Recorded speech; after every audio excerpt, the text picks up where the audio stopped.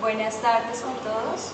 Les damos la bienvenida a esta quinta versión de la Feria del Libro en Ipiales, temporada de letras. Para esta ocasión queremos agradecerles su presencia. Para nosotros es muy gratificante contar con personas tan cercanas a nosotros en estos escenarios. Y bueno, este es un escenario que confluye la búsqueda artística de talleres, de lectura, de presentación de nuevos artistas que se piensan tal vez un país diferente. Queremos darles la bienvenida esta tarde y vamos a empezar en este momento haciendo un inicio con la apertura de la jornada.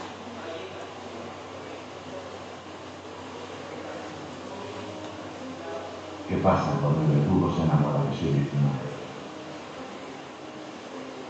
¿Qué sucede cuando se dice que no es interesante la comunidad?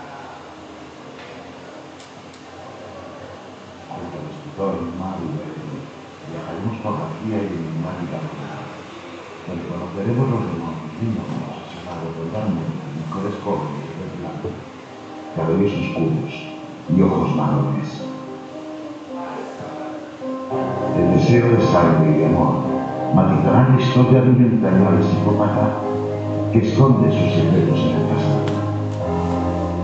5 mujeres y 5 líneas del tiempo pegarán las piezas del rompecabezas para desvelar el misterio que esconde el asesino que detuve en la oscuridad.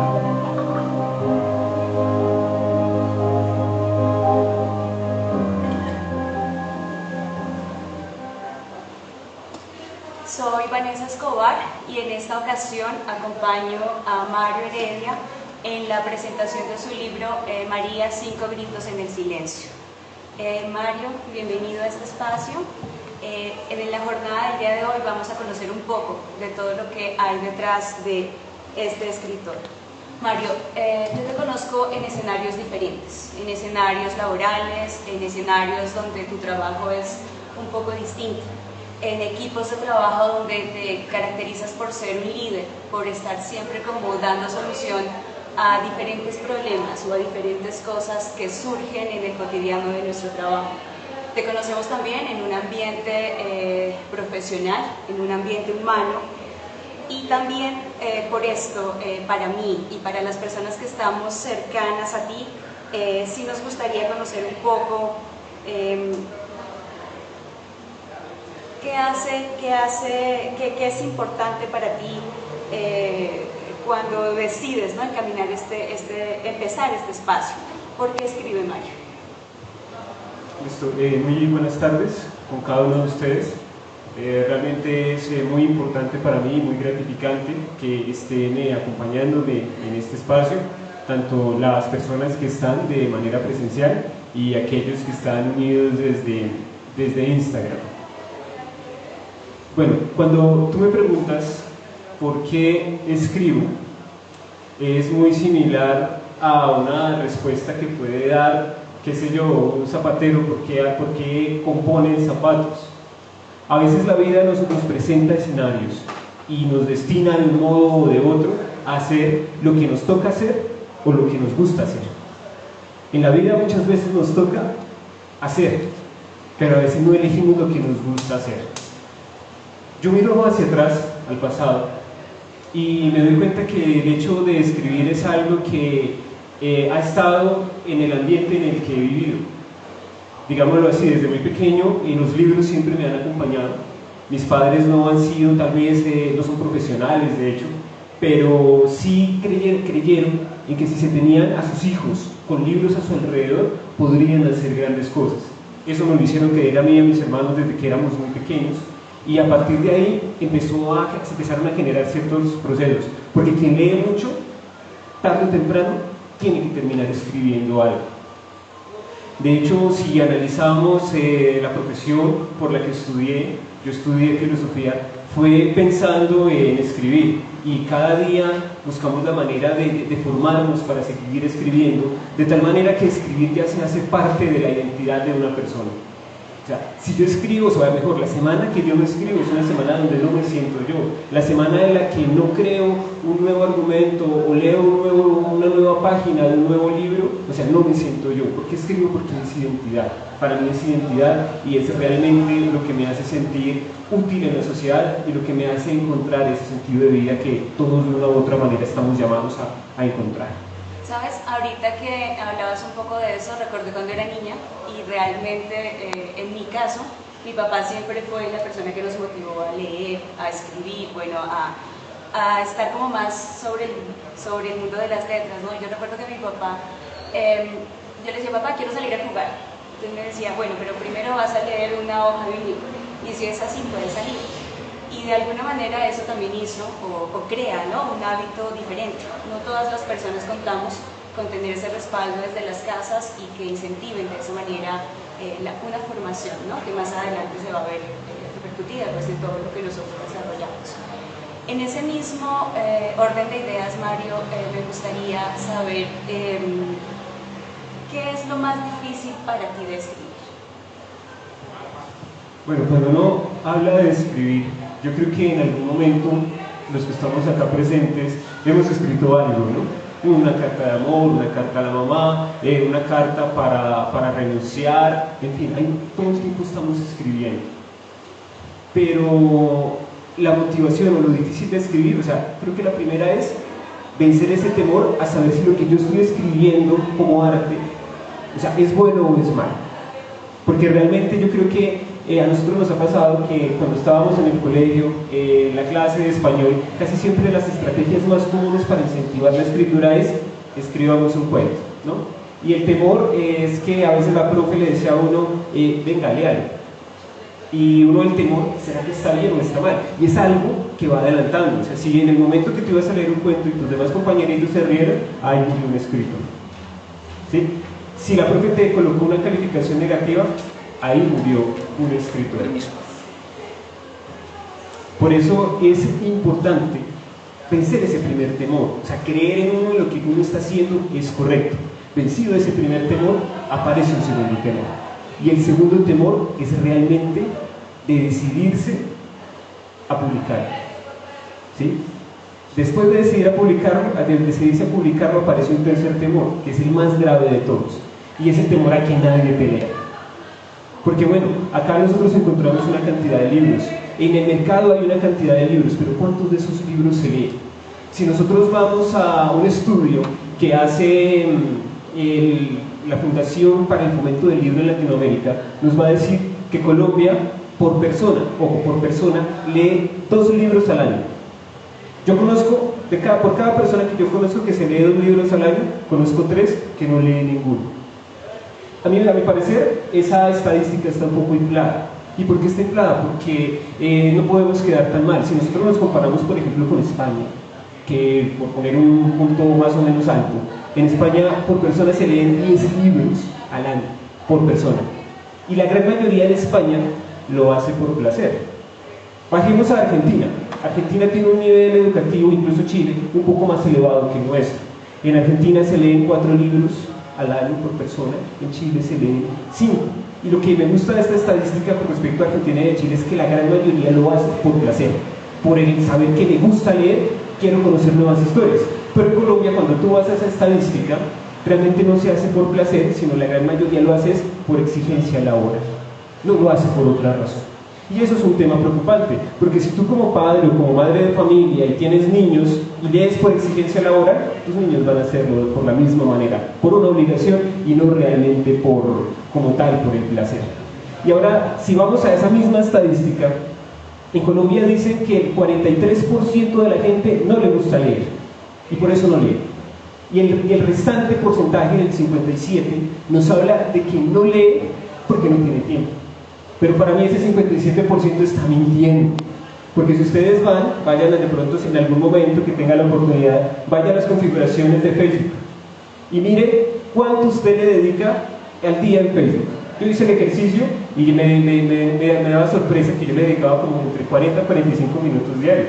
Y yo decía, bueno, estoy perdiendo 45 minutos diarios en parte de mi vida, no totalmente perdidos, pero sí la gran mayoría, porque realmente uno mira Facebook, y bueno, en el caso mío yo lo hago principalmente por ver noticias, pero termino viendo el meme, termina viendo quién le terminó a quién, y ahí uno se distrae.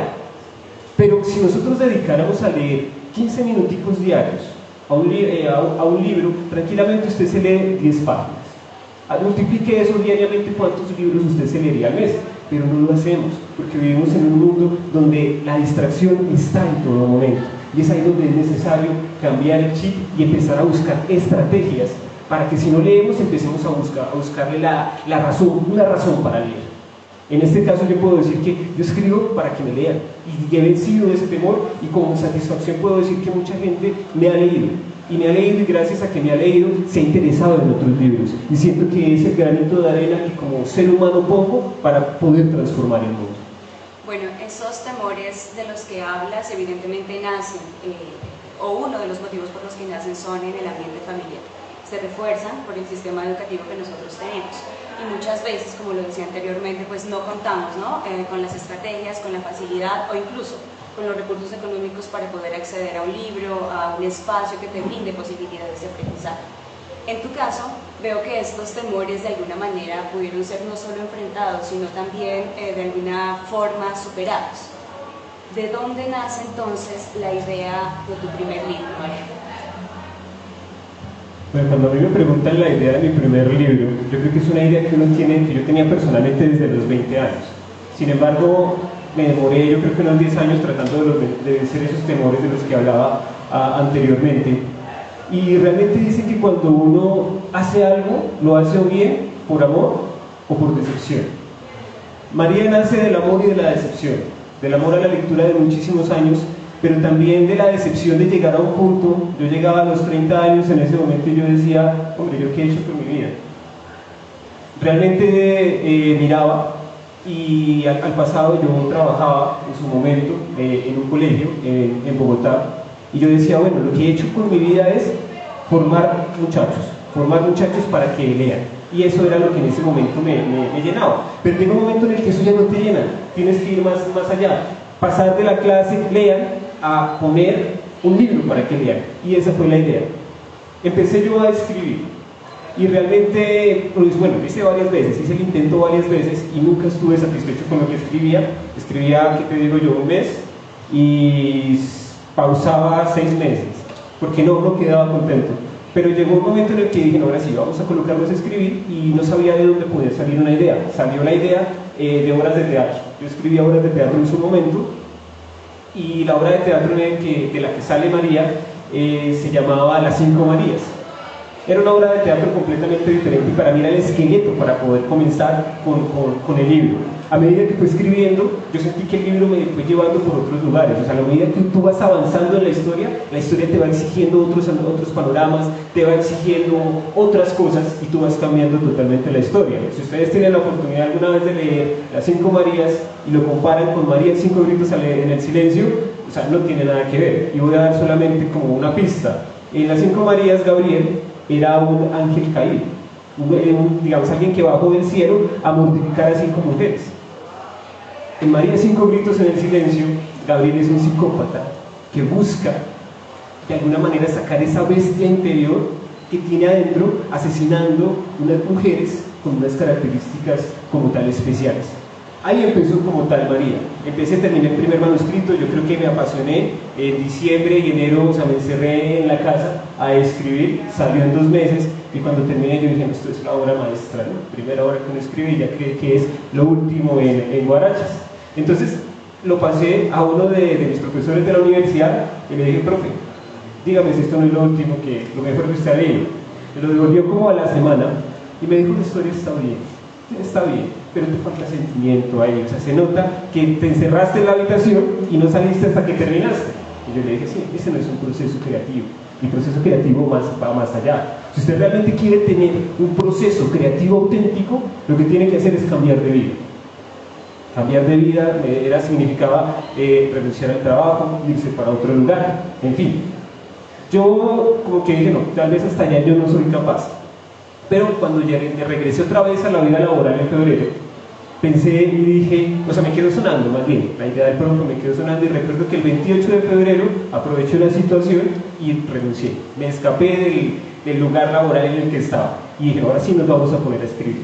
Y efectivamente, me puse a escribir, a mejorar ese manuscrito de María, pero resultaba que no mejoraba, o sea, no salían nuevas ideas. Y realmente ya empezaba como la angustia, ¿no?, de la irresponsabilidad de haber botado un buen trabajo, de haber botado un buen empleo. Yo dije, o sea, yo no sé qué me pude haber fumado en el momento que tomé la decisión, pero me estaba cuestionando. Y cuando ya después de un mes decidí, no, yo por aquí no es, empecé a buscar trabajo. A los 15 días me canté malas que me contrataron en un colegio, ¿no? Bienvenido para acá, y en ese colegio duré un solo día. ¿Por qué duré un solo día? Porque ya sentía que había dado un paso hacia atrás y dije, no, tenemos que salir de esto. Y afortunadamente digo que cuando es de uno algo, ¿no? A los días, una persona aquí en Ipiales que aprecio mucho me llama y me dice, véngase para acá, para Ipiales. Más o menos sabía cuáles eran mis planes, era ojalá encerrarme a escribir, y me dijo, no, aquí hay un albergue, ¿no? Es un albergue, usted viene y lo cuida, trabaja con víctimas del conflicto armado, va a tener todo el tiempo del mundo para escribir. Yo me animé y dije, bueno, hay trabajo y hay para escribir. Cuando llegué acá, me engañaron, no era así. ¿Por qué me engañaron? Porque resultaba que no tenía tiempo para escribir, porque los compañeros que están acá saben lo demandante que es trabajar en un alojamiento, y más con víctimas del conflicto armado. No había tiempo realmente para escribir. Sin embargo, de conversar con ellos, sentir de alguna manera esa empatía que es necesaria para una labor como esta, te va nutriendo y va transformando una idea. Ahí fue donde yo dije, vamos a empezar a disciplinarnos, y era sagrado que en las madrugadas del sábado y del domingo, que era cuando tenía el tiempo, me colocaba a escribir. Y escribía, y más o menos duré un año en esa dinámica, hasta que salió María 5 gritos en el silencio. Hay que decir que fue publicada el año pasado, en medio de la pandemia. Era una de las obras que iba a ser presentada en la Feria Internacional del Libro de Bogotá, pero por tema de pandemia ya no pudimos presentarla, y por eso, digamos, este espacio de presencialidad es de alguna manera rescatar y emocionarme esa razón de tener un libro en mis manos, porque realmente cuando, bueno, yo soy papá y lo equiparo mucho a que tener un hijo es como tener también un libro, porque le dedicas mucho tiempo, hay un tiempo de gestación y hay un tiempo en el que también cuando lo lees y ves tú los resultados, te sientes orgulloso de él. Bueno, nos has contado un poco cómo fue tu proceso, cómo llegaste, cómo te preparaste por todo lo que pasaste, pero a mí sí me gustaría saber en este momento de qué trata María 5 gritos en el silencio. A mí me cuesta mucho hablar de María, porque el proceso que se realizó, o sea, fue demasiado, digámoslo, cortado, ¿no? Digamos, empezamos por el final, luego por el principio, y cuando ya uno lo toma linealmente es difícil explicarlo, pero básicamente podemos hablar de una persona que tiene que decidir entre o morir, suicidarse, o darle de comer a la bestia interior que tiene adentro asesinando mujeres. El personaje principal optó por asesinar a esta mujer. Realmente, cuando empiezas tú a desarrollar la trama, o sea, yo lo dejo en incógnita si lo matan o no lo matan en la primera parte, son 5 partes. El lector solamente hasta el final sabe si la mató o no la mató. Pero a medida que empieza la segunda parte, la tercera parte, la cuarta parte hasta la última, son líneas del tiempo, son como piezas en un rompecabezas que el lector tiene que empezar a unirlas para entender. Y entonces cuando empiezas a entender, dice, no, con razón este man quería matar a esta mujer, con razón tiene esta patología. Y empiezan, digamos, los que veo que hay varios psicólogas acá, van a empezar a encontrar temas como, por ejemplo, complejo de Edipo, está muy marcado ahí, traumas de la infancia, o sea, hay digamos, hay muchos temas de donde coger de ahí. Y María, si usted lo tiene en sus manos y lo ha leído, se va a dar cuenta que se entretiene. Es un libro que tú tranquilamente en 1 o 2 sentadas lo puedes leer, porque una página te lleva a la otra, y realmente si tienes un proceso de lectura amplio, es bastante adictivo. Esta es una pregunta que realmente pensé antes de hacerte, pero que sí me gustaría conocer la respuesta en este contexto. Creo que Colombia es un país con un proceso de guerra, de muerte, de dolor bastante marcado. Es muy fácil prender un televisor o prender la radio y escuchar o ver todo este tipo de escenarios, de muerte, de dolor, de no sé, de grupos armados, de personas sufriendo. Tenemos una cultura bastante marcada por el narcotráfico, por la droga y todo lo que esto lleva. ¿Por qué escribir sobre muerte? ¿Por qué escribir sobre sangre, sobre dolor, cuando el contexto, por ejemplo, del país también tiene tan marcadas estas características? Bueno, es una pregunta que realmente sí me hacen bastante, ¿no? O sea, ¿por qué escribir de sangre y de muerte y de violencia en un país con violencia? Esto me dice, ¿no es echarle más sal a la herida?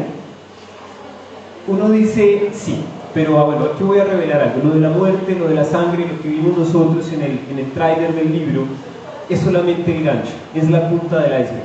Para mí sería muy injusto catalogar a María 5 gritos en el silencio como un libro en el que solamente se habla de muerte. Los que lo han leído saben que ahí encontramos una variedad de temas muy importantes. Hablamos de historia de Colombia, hablamos de los procesos políticos en Colombia, hablamos de Putin, hablamos de psicopatía, de conflicto armado, se habla de amor, de romance, se habla de justicia social, se habla especialmente de esperanza. Cuando tú terminas de cruzar el bosque, que es María 5 gritos en el silencio, te quedas con la esperanza de que el mundo puede cambiar y que a pesar de que alguna patología por allá interior nosotros tengamos, tenemos la posibilidad de elegir. Yo no soy de los que creen que aquella persona que es mala va a seguir siendo mala. En primer lugar, las personas no somos malas. Las personas realizamos acciones que son negativas y que pueden ser nocivas para una sociedad, pero también, así como somos, podemos dejar de ser. Y podemos, de acuerdo a nuestras decisiones, de acuerdo a un buen acompañamiento, de acuerdo al ambiente en el que nosotros vivamos, podemos hacer esos cambios. Y es ahí donde nosotros tenemos que empezar a mirar, ¿no? Y no trato de justificar a los violentos. Sencillamente somos el producto de un país que se ha dedicado a cultivar violencia y que si no nos detenemos, desafortunadamente vamos a seguir en la misma pendiente. O sea, a mí me parece increíble que después de más de 50 años de violencia en Colombia nosotros no tengamos unas lecciones aprendidas y que realmente sean muy pocas las personas que tengan, o sea, que sean capaces de ser agentes de cambio. Yo estoy seguro que cuando una persona tiene un libro en la mano, tiene toda la posibilidad de cambiar, pero no estoy hablando de cualquier libro, estoy hablando de buenos libros, porque también en el mercado encontramos libros que realmente no te llenan de nada, te dejan incluso más vacío. Entonces, tal vez relacionando tu respuesta con la próxima pregunta que tengo, ¿tú creerías que es importante escribir sobre conflicto armado o por qué lo haces? Si tú tomas a un muchacho de octavo, de noveno, de décimo, de 11, y lo digo con certeza, porque digamos son los grados en los que formé muchos jóvenes, si tú les hablas de conflicto armado es muy poco lo que saben. Lo que van a decir no es que es culpa de la guerrilla, es culpa de las FARC, del ELN, de los paramilitares, pero realmente no saben más, saben lo que falsamente dicen los noticieros. El tema del conflicto armado yo siento que es algo que a mí como escritor me identifica. De hecho, lo que escribo, el conflicto armado siempre va a tener un lugar muy importante. ¿Por qué? Porque es que las cosas que vive un campesino, que lo desplazan de sus tierras, que vive una comunidad, que sufre un atentado, digamos una toma guerrillera, o sea, eso tiene que visibilizarse, y no desde las noticias, ¿no? Porque lo de las noticias es morbo, 50 muertos, 100 muertos en Bojayá por un cilindro bomba, en fin. ¿Quién lo hizo? No, dicen que fueron los paramilitares, dicen que fue la guerrilla, ya, no hay certeza de nada, pero cuando tú vas a una literatura que de alguna manera busca documentarse de lo que en realidad pasó, no lo hace desde afuera, lo hace desde adentro, es decir, desde la empatía que se hace con las personas que sufrieron esto. Y es ahí donde uno empieza a entender otra clase de procesos sociales. Es decir, que si yo estoy bien, en mi casa me cae agua caliente, hay otras personas que fueron desplazadas de sus tierras. Hay gente colombiana que trabajó mucho y duro en sus tierras para que por culpa de una guerra mal llevada, de dos bandos que ni siquiera a veces tienen que ver con nosotros, que son aquellos violentos y que son los mismos políticos que nosotros elegimos, seamos nosotros las víctimas de todo esto. Y lo que más me parece grave es que nosotros seguimos siendo las víctimas de esta misma catástrofe. ¿Por qué? Porque cuando llega la hora de votar, seguimos votando por las mismas personas que nos hacen mal, por las mismas familias que dominan el país, por las mismas familias que diariamente nos roban. Y eso tiene que cuestionarnos, porque somos víctimas y apoyamos a los victimarios. Por eso es importante. Y porque cuando tú tienes en un libro memoria histórica de lo que sucede en un país, tienes posibilidad de que los más jóvenes conozcan sobre eso. No, completamente de acuerdo.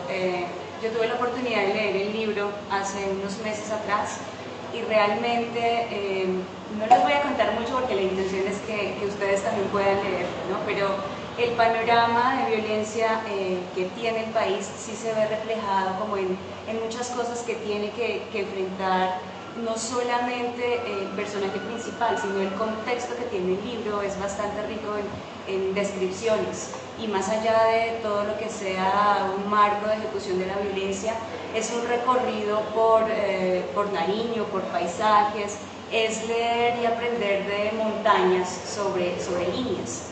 Entonces es una invitación para que ustedes, en la medida también del tiempo que tengan, puedan conocer un poco más, no solo de la historia del personaje principal, sino un poco más de Nariño, un poco más del contexto del país, y podamos generar como una visión crítica desde la literatura, que yo creo que es bastante importante el fundamento y las opciones que nos da la construcción de un país diferente, ¿no? Desde las letras.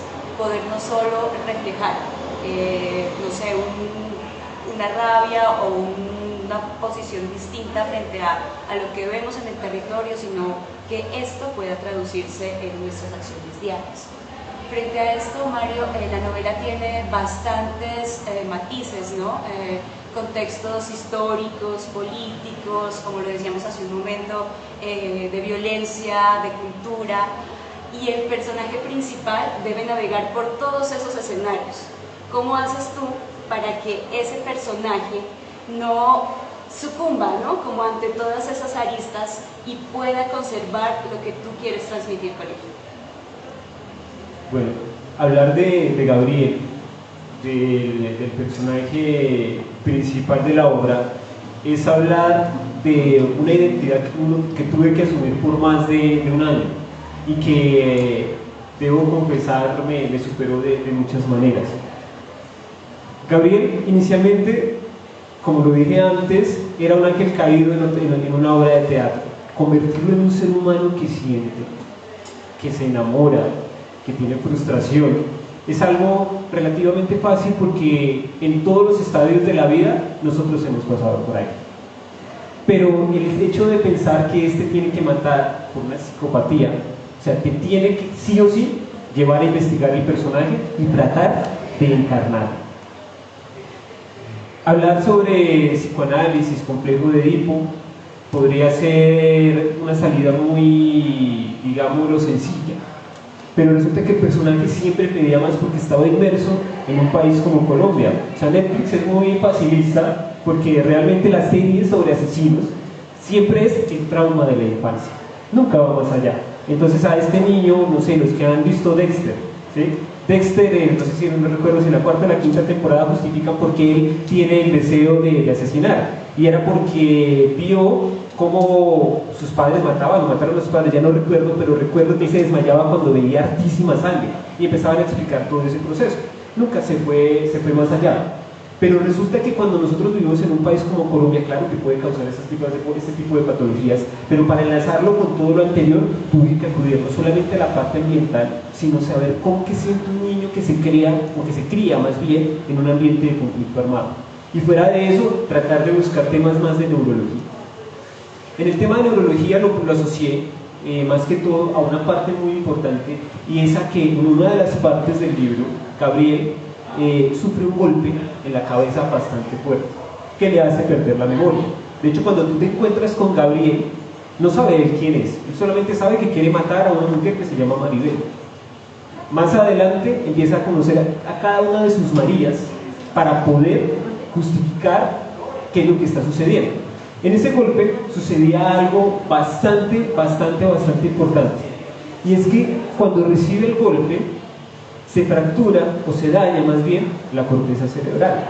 Cuando hablamos de corteza cerebral, tal vez es un dato que muy pocos conocemos. Si a ti te mueven algo por allá en la corteza cerebral, te lo fragmentan, puedes sufrir cambio de personalidad. ¿Por qué? Porque es que la corteza cerebral es una parte muy frágil y que de hecho es una parte que sí evolucionó en los seres humanos y no evolucionó en los chimpancés o en otros animales. Esa parte es la que a nosotros nos ayuda a controlar nuestras emociones, a tomar decisiones, a tener conciencia. Si a ti te la fracturan, tranquilamente puedes cambiar tu forma de ser y de pensar o reactivar cosas que venían de más atrás. Inclusive, leía yo que si un cirujano, un neurólogo, está operando un cerebro y llega a mover algo, tranquilamente puede cambiar muchas cosas dentro del ser humano, por eso es tan peligroso. Y de ahí, digámoslo así, me pegué para poder seguir desarrollando el personaje de Gabriel, porque en el personaje de Gabriel usted va a conocerlo desde que era niño, va a saber que era un niño no deseado, más adelante se va a encontrar con una mamá bipolar que no lo quería, más adelante se encuentra, o sea, era tan de malas en el amor que se enamora por primera vez y no le hacen caso. De ahí y después cuando se enamora sinceramente, lo que busca es matar a la persona de la que se enamoró. O sea, es una cuestión bastante compleja. Y a eso súmele conflicto armado, a eso súmele tal vez no buenas relaciones interpersonales, soledad. O sea, digámoslo así, Gabriel es un cultivo de muchas emociones que termina a usted o odiándolo o identificándose con él o haciendo empatía y deseando que todo le salga bien así sea asesinado. Bueno, nos has dado en este espacio diferentes matices, ¿no?, de la obra, diferentes historias, diferentes circunstancias, para que podamos despertar de alguna manera en las personas que no lo tengamos aún estandarizado de una manera fuerte, ganas de leer, ganas de empezar a leer, ganas de retomar todo este proceso lector que es tan bonito.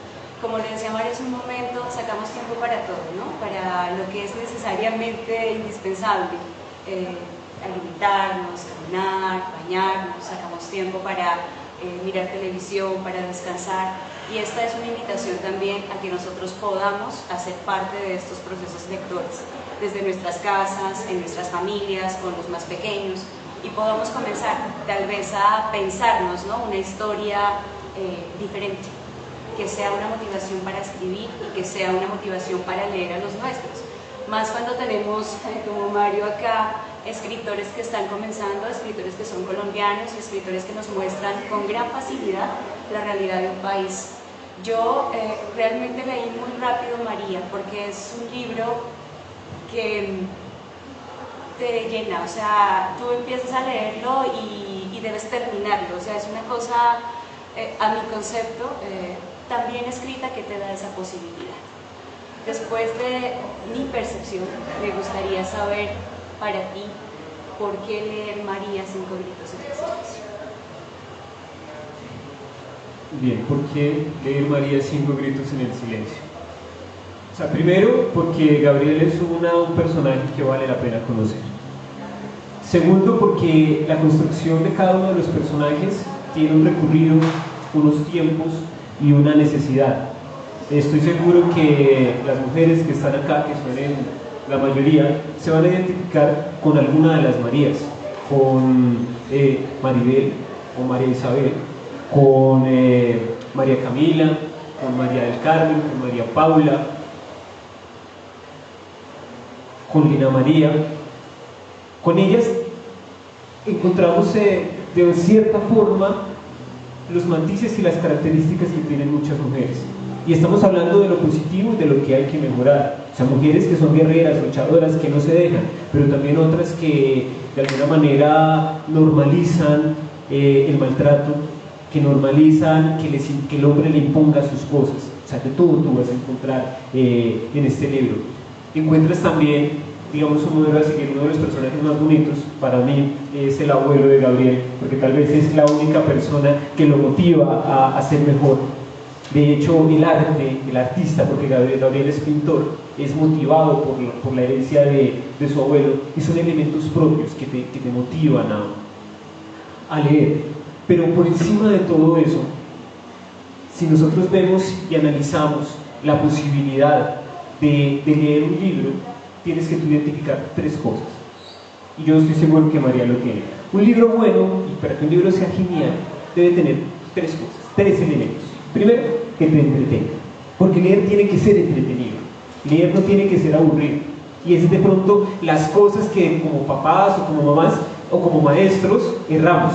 Colocamos a leer libros que no son entretenidos o que la edad no corresponde a la que es. De hecho, yo no sé si ustedes han leído 100 años de soledad de García Márquez. La primera vez que yo lo leí en octavo.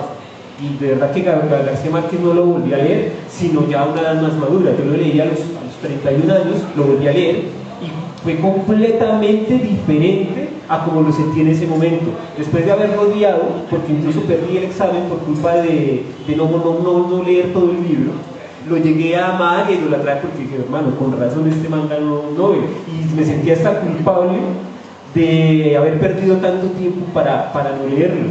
Ya posteriormente ya hice mi propio proceso de García Márquez y lo adoro. Pero, insisto, los procesos tienen que respetarse. A un niño no le pases Gabriel García Márquez, pásaselo a alguien con un proceso más grande, ¿sí? Por eso un libro tiene que ser entretenido. Lo segundo, un libro te tiene que enseñar. Un libro que no te enseñe es tiempo perdido. Me perdonan de pronto por allá los que son fans de, ya no me acuerdo del nombre de este youtuber, Gardenia, no sé el nombre, si alguien lo sabe. Bueno, el punto es, ¿perdón? ¿No se lo sabe? Bueno, no recuerdo el nombre, pero yo lo tengo muy grabado porque por culpa de ese señor yo no pude entrar a una feria del libro en Bogotá por allá por el año 2014 o 2015. Resulta que el man youtuber, ¿sí?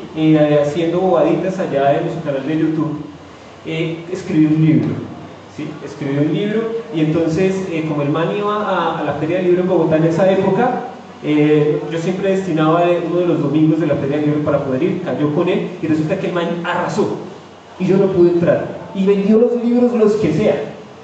Después más adelante uno de mis estudiantes lo compró, lo leí y yo le decía, hermano, esto no te va a aportar nada, digámoslo así. Y bueno, eso lo detecté por un examen que él escribió. Me escribió hermoso con Z. Pero, hermano, ¿usted dónde sacó eso? Me mostró el libro, no, pero es que este libro dice que hermoso es con Z. Claro, y el libro de Gardenia decía hermoso, señor, con razón. Por eso es importante que cuando elijamos los libros realmente te enseñen, ¿no? Entretener y enseñar. Y lo tercero, que te cuestione, pero que te cuestione para que te lleve a actuar. ¿Qué quiere decir eso? Que si un libro a ti te enseña que debes respetar a las demás personas, hombre, respétela, no te quedes, ¿será que respeto o no respeto? No, tienes que ir más allá. Si los libros, si un buen libro tiene esos tres elementos, vale la pena leer independientemente del autor, pero sí que vaya en coherencia con el proceso lector que tú tienes. A mí me ilusiona María porque a pesar de que tiene, digamos, cosas, se puede decir, elevadas, si tú tienes un proceso de lectura normal, lo puedes leer. Y te invita y te forma a seguir leyendo. Y coloco esta última razón. Cuando terminas de leer María 5 gritos en el silencio, te indica que hay esperanza para todo. Hay esperanza para cambiar, hay esperanza para crear un mejor país. Y miren, a veces nosotros nos podemos tomar entre dos versiones, entre el pesimismo y entre que se pueden hacer mejor las cosas. Optar por lo segundo. Y si un libro te enseña eso, créeme que has ganado muchísimas cosas. Haciendo relación a lo que dices, yo creo que una de las virtudes que tiene este libro es que es precisamente eso, ¿no? Es muy fácil de leer. O sea, tiene un lenguaje que se ajusta a cualquier tipo de lectura. Y eso lo que hace es acercarte de manera incluso bonita, ¿no?, a la literatura. Entonces, si yo soy insistente con eso es porque veo, por allá está mi hermano, veo chicos jóvenes, veo por acá otros compañeros que tienen hijos. Y sí es una buena oportunidad, incluso para leerles y para aprender de la mano de un escritor como Mario. Listo. No sé si de pronto, desde ustedes, los que lo hayan leído o no lo hayan leído el libro, existe alguna pregunta. Una. Continúa el proceso de escritura. Tienes de pronto por ahí, de pronto sí, una obra, un escrito que estés comenzando, que esté preparándose. Listo. Yo lo decía anteriormente, cuando tú empiezas a escribir, tienes que seguir escribiendo, ¿sí? Tú me preguntas si hay algo por ahí. De hecho, voy adelantando algo. Este libro, lo dejé antes, se lanzó el 30 de agosto del 2020. Desde ahí, te digo, descansé como 2 meses y no he parado. Existe ya un libro, de hecho ya estamos buscando digamos, el mejor momento para publicarlo. Yo siento que, de hecho, tenía planes, tal vez para abril del próximo año, pero yo siento que por tema de pandemia, porque María nació en pandemia, no se ha podido explotar como quisiera explotar. Y de hecho, no puedo decir que un libro está terminado después de tal vez de un año de trabajo. Yo sé que le falta un poquito más. Y sé que cuando esté listo, va a llegar a donde tiene que llegar, lo va a leer, el que lo tenga que leer, y te digo, me hace también mucha ilusión verlo pronto también convertido en papel. Yo tengo también una pregunta, bueno, no he tenido todavía la posibilidad, el gusto de leer el libro, pero ya con todos estos matices que se le ponen a la obra, pues ya tengo más motivaciones para leerlo. Pero sí, quisiera hacerte una pregunta, Mario. Normalmente todo escritor pone parte de su vida o pone parte de su ser o de sus características en las obras, ¿no? Mi compañera Vanessa le preguntaba de una manera más matizada, ¿no? Yo quiero ser un poco más directo, ¿no? ¿Qué podemos encontrar de Mario Heredia en Gabriel? No sé, dentro del proceso de escritura, ¿qué tanto se impregna de tu personalidad o de tu vida, de tu historia dentro de la obra? Bueno, me mató con esa pregunta. Siempre que uno escribe, presta sus sentimientos, su pasado, presta sus emociones, presta sus sueños. Es más, presta su inconsciente. Cuando uno escribe y crea un personaje, voy a decirlo de manera bastante vulgar, hace uno lo que se le da la gana. Es decir, si yo no soy un asesino en la vida real, puedo serlo en un libro y uno lo disfruta, ¿sí? Puede que suene rarísimo, pero se disfruta, pero es una manera sana, incluso es hasta terapia. De hecho, para mí escribir ha sido terapia, de muchas maneras, porque me ha llevado a hacer una introspección, me ha llevado a mejorar como persona. Pero ya sin darle tanta vuelta a la pregunta y no desviarme, que es lo que está mencionando, sí, claro, tiene mucho. En especial puedo decir que la primera parte, o sea, los primeros capítulos, los primeros 3, el cuarto no, porque en el cuarto ya mata a alguien, los primeros 3, puedo tranquilamente decir que hace parte de mis sentimientos, porque cuando empezó la obra, yo les decía hace un rato, sale del amor o de la decepción. En ese momento estaba algo decepcionado, me sentía en una soledad y una melancolía bastante grande, y fue donde empezamos a prestar los sentimientos. Inclusive puedo decir tranquilamente que el abuelo de Gabriel, bueno, no fueron mis sentimientos los que presté, sino fueron los sentimientos en parte de mi papá, el papá que me hubiese gustado tener, pero con características del papá que tengo. Y también yo diría que si ponemos en una balanza qué tanto tiene Gabriel de Mario, yo diría que un 30-35%. ¿Sí? Entonces, si lo llegas a leer, no pienses mal de mí porque puede ser ficción. ¿Listo? Puede que sea psicópata. Cuando tú dices eso, estoy seguro que todos en el fondo tenemos eso. Eso iba yo a hablar, disculpa. Yo creo que de menor o mayor porcentaje, dicen que cada uno de nosotros tenemos algo de psicópata. Así lo hayamos pensado únicamente, no lo hagamos, pero ya estamos metidos en el cuento. De pronto, si alguien nos hizo daño, estamos maquinando una idea que de pronto no la llevamos a cabo, pero que sí la hemos pensado. Entonces, de ahí que todos los seres humanos de pronto tenemos algo de ese personaje. Y yo te iba a preguntar, este libro es de suspenso. El género del libro, bueno, el género del libro, es un thriller, el thriller es suspenso, pero a su vez tiene parte de novela negra. También podemos decir que es un thriller psicológico. De hecho, cuando la primera vez se evaluó por parte de mi editorial, Calixta, primero me lo ofreció, Calixta tiene varias líneas de acuerdo al género, ¿no? Ellos primero lo catalogaron como literatura colombiana en el sello de Melquiades, pero luego lo pasaron al sello de Ágata por el suspense que tiene, por el misterio y realmente por la parte de novela negra que se puede encontrar allí. Entonces mi pregunta es, ¿tú seguirías esa línea de suspenso? O como digamos, Agatha Christie se encaminó en esa línea. ¿Tú seguirías en esta línea de suspenso o piensas ser un poquito más variado o escribir de otra manera una novela o el romance? Quería preguntarte eso, ¿o te gustaría seguir por esa línea? Bueno, cuando uno escribe su primera novela está buscando su propia identidad. Incluso, si yo evalúo los referentes míos para escribir esa novela, fueron principalmente, o sea, hay varios, pero principalmente fue Joel Dicker, un escritor suizo que maneja el suspense de una manera excelente y genial, yo lo recomiendo, y también Mario Mendoza, ¿sí?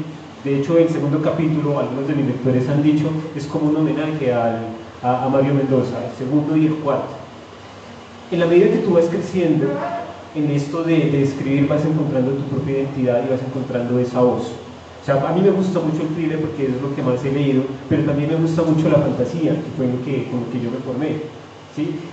Yo fui de la generación que se leyó los libros de Harry Potter, que yo no sé si en su momento, no sé si ustedes leyeron un libro muy común para esa generación, Aventuras de un niño de la calle, de María Mercedes Castillo, si no estoy mal, Juan Salvador Gaviota, ¿sí? Es un libro clásico en la escuela, eran libritos que a ti te seducen.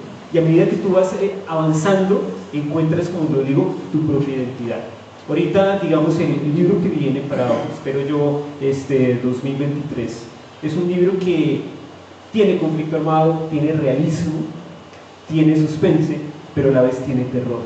Entonces yo no puedo cerrarme en un solo, o sea, para mí no puedo cerrarme en un solo concepto. Me gusta variar. Tal vez habrá géneros, tal vez que los que nunca me atrevería a escribir, como por ejemplo una novela de romance. Y eso no, porque creo que no va conmigo escribir historias de amor y eso no, trato de ser más realista. Pero sí esa parte, pero esa parte la mitigo porque dentro de los planes que tengo para el próximo año, Dios mediante, es escribir literatura para niños. O sea, quiero explorar en eso, escribir para niños. ¿Sí? Ya de ahí no voy a buscar que una editorial me publique, sino estoy pensándolo autopublicarme algo para niños, porque siento que esa es la base y es un ensayo al cual le tengo mucho más miedo porque es un terreno que quiero explorar, no lo conozco del todo y todavía me falta muchísimo para poder lograr algo de muy buena calidad. ¿Alguna otra pregunta que quieran? Tengo un aporte, o sea, yo lo pienso en relación a... Te he escuchado siempre decir que tu intención es favorecer los procesos lectores de quien te lee. Y creo que un libro que a uno le permite generar eso en los niños, niñas y adolescentes, por ejemplo, que es en la población que yo trabajo con adolescentes en protección, para mí ha sido una experiencia exitosa poder favorecerles a ellos un libro que les agrade. O sea, que se enganchen y que muchos de ellos han sido su primer libro que inician y terminan en un periodo corto de tiempo. Bueno, articulando pues esa experiencia y agradecerte a ti este insumo que para mí ha sido eficiente con mis participantes. Te quería preguntar, para ti, en tu experiencia personal de Gabriel García Márquez, que no era idóneo para ti a la edad que lo leíste, ¿qué edad es pertinente para tu libro? ¿Qué consideras tú que es como que le sirve para su proceso lector, que lo entiende claramente y que es una herramienta para fortalecer sus procesos lectores? Listo. Bueno, la edad que yo siempre he recomendado es a partir de los 14 años. ¿Por qué a partir de los 14 años? Porque es una edad en la que tú ya empiezas a comprender el mundo que te rodea. Un niño de 10 u 11 años lo pudiese leer, pero acompañado por sus papás. De hecho, narro la experiencia. Mi libro, yo lo leí, se lo leí mejor a mi hijo, y fue una experiencia genial. Fueron 343 páginas de solo preguntas. Papi, ¿por qué esto? Papi, ¿por qué lo otro? Pero estoy seguro que todo lo que él pudo haber aprendido, claro, también quitando las escenas un poco sexuales que aparecen dentro del libro, pero fue una experiencia bastante enriquecedora porque pude conversarlo con él, pude hablarlo con él, pude explicar algunos procesos políticos, lógicamente desde aterrizados para su edad. Habían, por ejemplo, cuestiones que yo tal vez no me hubiese preguntado, y es un niño, digamos, que lo ha tenido bien todo, digámoslo así, me pregunta ¿por qué pobreza en un país? O sea, ¿por qué? Porque de hecho, si miramos el libro, hay escenarios de aquí de Nariño. Uno de los escenarios, Gabriel va a Maguipayán, yo fui a Maguipayán también, y de ahí salió la idea. Y entonces él no entendía por qué las personas, por ser de otra raza, tenían menos oportunidades que otras. Y poder explicarle eso a un niño a esa edad está bien. O sea, si un papá quiere leerle a su hijo María 5 gritos en el silencio siendo pequeño, que sea con él, que él se lo lea. Pero si lo va a leer solo y lo va a dejar solo, preferiblemente a partir de los 14. Mario, una pregunta. Sí, sí. Este libro, ¿para qué tipo de público va dirigido? ¿Para qué tipo de público va dirigido?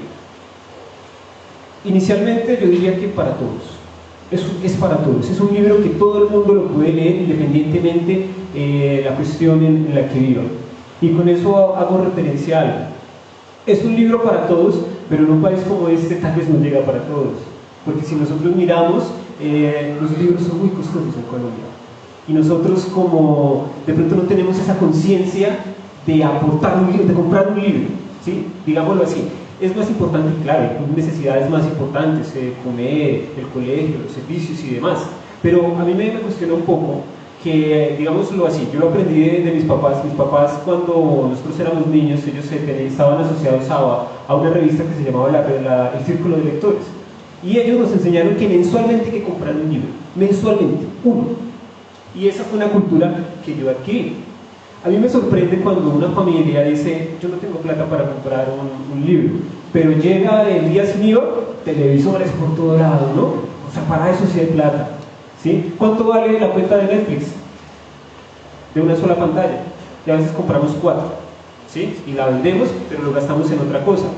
En Altos de Casucal, una vez los que conocen Soacha tenía la experiencia que yo no hay plata para nada, no llega, a veces en ese tiempo no llegaba la luz, no llegaba el acueducto, y porque era en su vida, ¿no? Pero la cerveza, eso sí, cada fin de semana llegaba. O sea, ¿cuánto vale una botella de trago? ¿Cuántas compramos a la semana? Por ahí hacen caras de como... ¿Sí? ¿Cuánto vale una botella de trago? ¿Cuántas compramos al mes? Si usted invirtiera en un libro de 30.000, 40.000 pesos, créeme que es una buena inversión, porque un libro te forma aquí y te forma también aquí, si es un buen libro. Yo quería hacerte otra pregunta, Mario, con relación el vínculo que hay entre tu profesión, la filosofía como filósofo, y el libro María 5 gritos en el silencio, ¿no? Muchos de los libros, y pues a mí me gusta de manera especial la filosofía también, y me gusta los libros que le aportan a uno en el proceso formativo del pensamiento filosófico. ¿En qué, no sé si lo pensaste en esa línea de pensamiento filosófico, o si solamente estaba enfocado desde el psicoanálisis y la psicología, o si tiene alguna influencia de alguna corriente filosófica, pues digamos que esté impregnada dentro de la obra, el existencialismo o cualquier corriente que de pronto le pueda a uno también contribuir en el proceso formativo filosófico. Listo. Si me hablan de filosofía, el libro tiene vertientes filosóficas por donde tú lo mires, ¿sí? De hecho, la parte más fuerte de filosofía, que va más dada a, ¿qué te digo yo?, a Bauman, ¿sí? A Sigmund Bauman, de la modernidad líquida y todo eso, la primera parte te lo dice, ¿sí? No te lo dice de manera concreta, Bauman dijo esto, pero tú lo logras abstraer, ¿sí? Si nosotros lo miramos ahí también, todo lo que tenga que ver con las nuevas dinámicas filosóficas posmodernas, tú lo encuentras ahí, ¿no? La vida desechable, que nos forman y nos imponen una profesión, que nos dicen tienes que ganar plata para ser feliz. O sea, son posturas filosóficas, y yo digo que Bauman, Lipovetsky, Zizek, son como las bases que nosotros encontramos allí, no dejando de lado lo que nos aporta la literatura también a la filosofía, como Edgar Allan Poe. En el arte tú vas a encontrar referentes como Salvador Dalí, algo de García Márquez, ¿sí? Entonces es un libro, insisto, bastante completo, que no se cierra en una sola temática y en un solo matiz, sino que realmente es como tener una pequeña enciclopedia en un solo libro.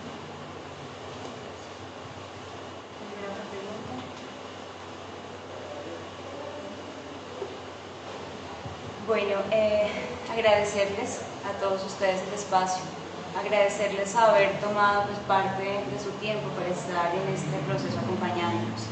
Pienso que esta cercanía del espacio, del libro, de las preguntas, de todo lo que surge en este contexto es necesario para que estos procesos se fortalezcan, ¿no?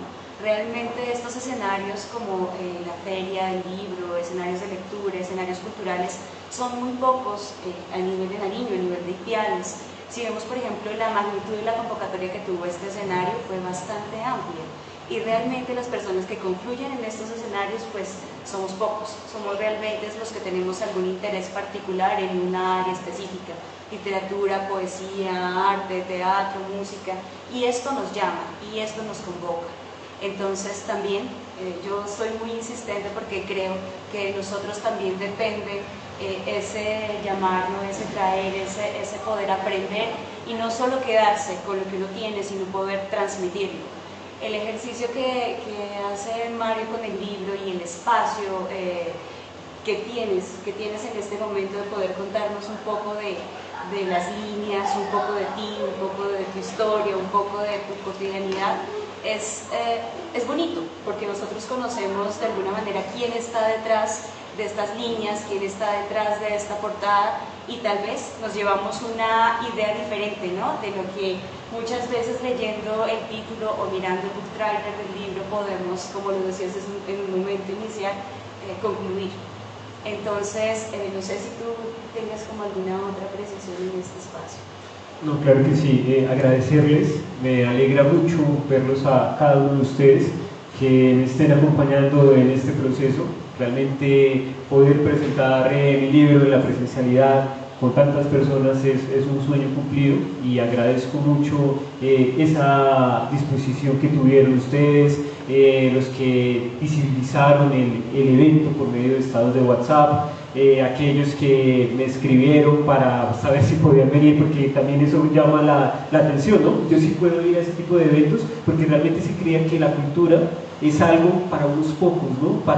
Es algo muy seleccionado. O sea, no, estos espacios de cultura son universales y vale la pena participar de ellos. A veces la pereza, a veces el conformismo, pueden existir muchas razones para no asistir a este tipo de eventos o incluso para no leer. Es importante vencer estas situaciones. Agradecer a Temporada de Letras, la Feria del Libro aquí en Nariño. No es fácil coordinar un evento y apostar a la cultura, y realmente que, digámoslo así, que haya una experiencia exitosa.